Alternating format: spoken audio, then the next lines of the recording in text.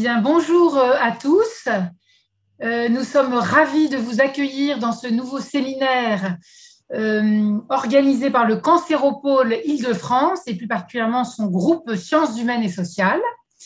Et donc, comme vous le savez, vous êtes conviés cet après-midi et demain matin pour un webinaire qui porte sur le thème de la relation de soins en oncologie dans un contexte de télémédecine. Bonjour, donc au nom des patients aussi, je suis ravie de participer à ce séminaire. En effet, la période Covid a été l'occasion d'un chamboulement considérable dans les parcours de soins, dans les prises en charge, et notamment une explosion de l'usage des téléconsultations, des visioconsultations, de l'utilisation de nouveaux outils pour suivre les patients à distance. L'objectif au départ, c'était bien entendu de sécuriser la relation de soins face à ce nouveau virus qui chamboulait, on va dire, l'oncologie également dans son processus d'accueil et de suivi des patients. Mais au-delà de cette période, on a pu voir aussi, et c'est ce qu'on va explorer tout au long de ces journées, finalement, comment cette nouvelle façon d'interagir entre le patient et ses soignants et je dirais explorer différemment avec ces nouveaux outils. Et finalement, on va pouvoir réfléchir aux avantages, aux inconvénients, aux nouvelles données de suivi, par exemple, mais aussi comment la relation peut être changée, quels types de consultations sont les plus adaptés à ces nouveaux modes de communication entre patients et soignants.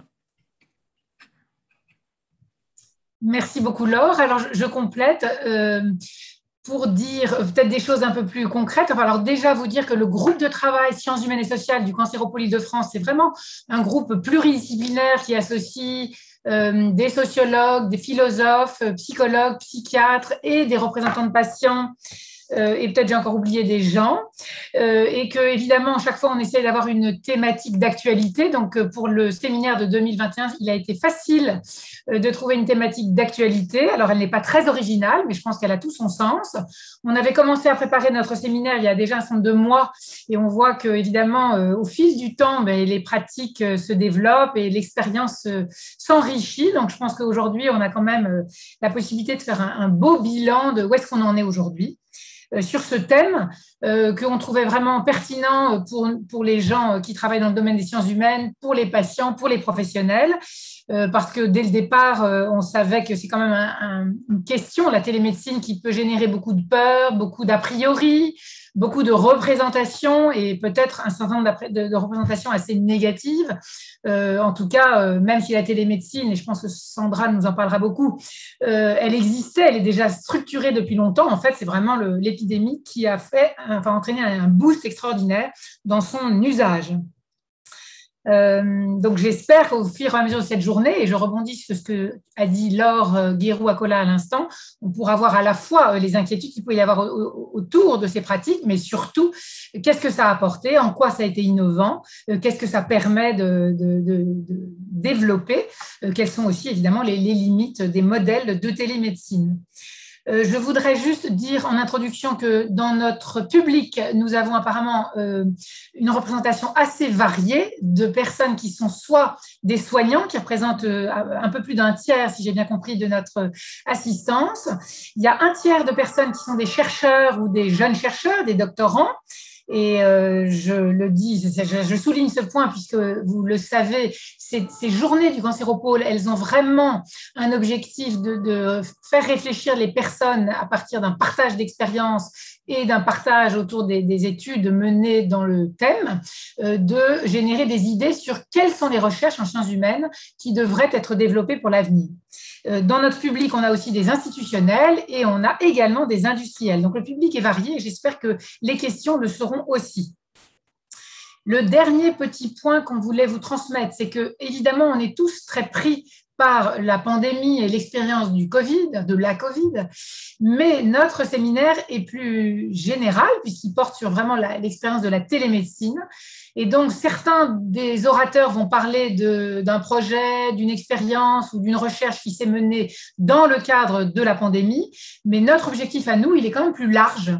Et donc, je pense que ce sera un exercice peut-être pas très facile d'essayer de se sortir de la pensée unique Covid, mais l'objectif, c'est quand même de réfléchir sur le moyen et le long terme, sur que deviennent ces outils, comment on va pouvoir envisager leur extension, leur développement et leur utilisation, même lorsque la pandémie nous aura laissé tranquilles, je l'espère. Donc, voilà, c'est juste un petit message pour dire à nos intervenants et aussi dans vos questions, n'oublions pas de réfléchir de manière très globale, autant que possible, sans se faire trop submerger par l'histoire du Covid.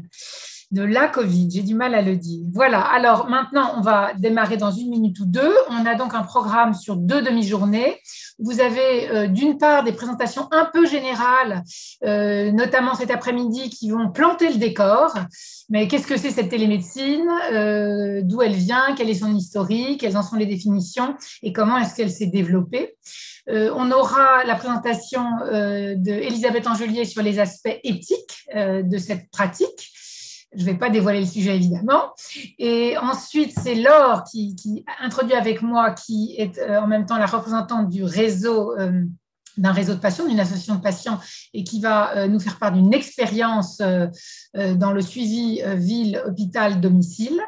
Et Monsieur Elie Rassi qui nous présentera une enquête, enfin une évaluation de satisfaction qui a été réalisée au moment du premier confinement au printemps 2020.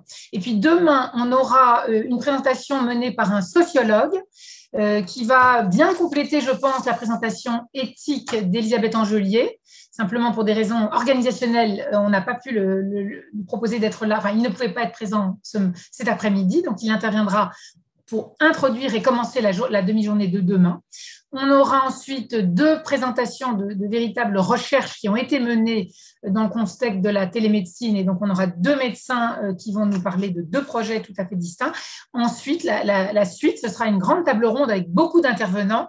Je pense que ce sera également très, très riche, où à partir d'illustrations en pratique clinique, on va faire interagir des intervenants sur leurs expériences de téléconsultation dans différents domaines. En téléconsultation en psychiatrie, en télé-RCT, et ensuite ça se terminera par vraiment des échanges avec vous, le public, et puis tous les intervenants de la table ronde pour faire un espèce de bilan de nos 2 demi-journées.